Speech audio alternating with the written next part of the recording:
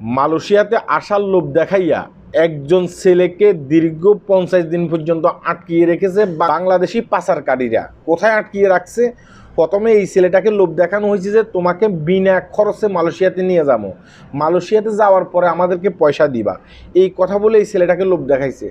লোভ দেখাইয়া এই ছেলেটাকে কক্সবাজার নিচ্ছে, কক্সবাজার থেকে এই ছেলেটাকে মায়ানমারে নিচ্ছে, মায়ানমার জঙ্গলে এই ছেলেটাকে আটকিয়ে রেখে তার ফ্যামিলির কাছ থেকে মুক্তিপণ দাবি করছে।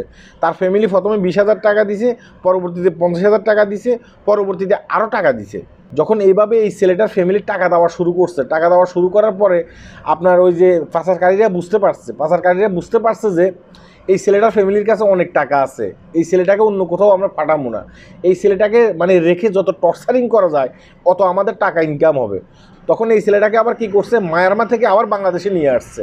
বাংলাদেশে এনে টেকনাফে একটা পাচারকারীর বাড়িতে রেখে এই ছেলেটাকে মারধর করা হইতো এবং কি তার ফ্যামিলির কাছ থেকে মুক্তিপণ দাবি করা হতো। তখন তার ফ্যামিলি বুঝতে পারছে যে আমরা যদি এভাবে মুক্তিপণ দিতেই থাকি আর তারা আমাদের কাছ থেকে মুক্তিপণ চাইতেই থাকে, তাহলে তো একটা সময় আমরা নিঃস্ব হয়ে যাবো, আমার ছেলেকে তো আমরা ফেরত পাবো না।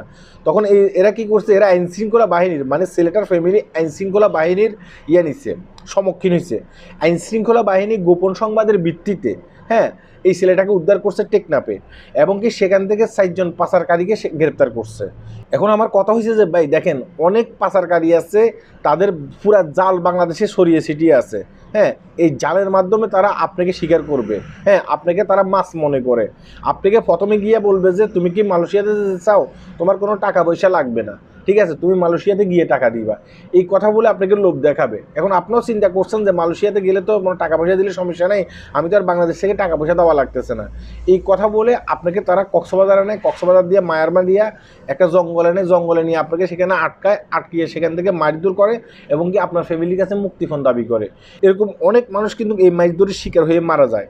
যারা মারা যায় তাদের কথা তো আর আমরা শুনতে পাই না, যারা হয়তো বা যাদের ভাগ্য ভালো, যারা জীবিত ফিরে আসে তাদের কথাগুলো আমরা শুনতে পাই। আমি আপনাকে এটা বলবো যে দেখেন, কখনো এই ধরনের সস্তা লোভের কারণে মালয়েশিয়াতে আসার চেষ্টা করবেন না। শুধুমাত্র মালয়েশিয়াতে না, বিশ্বের কোথাও আপনি অবৈধভাবে ঢোকার চেষ্টা করবেন না, ঠিক আছে? আপনার জীবনটা হচ্ছে সবচেয়ে আগে।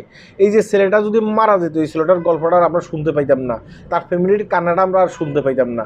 তার ফ্যামিলির জ্ঞান ভালো আছে, তার ফ্যামিলির বুদ্ধি ভালো আছে, এই কারণে তার ফ্যামিলি কী করছে, পুলিশের কাছে খবর দিছে, তাই বাংলাদেশ পুলিশ এই ছেলেটাকে উদ্ধার করছে।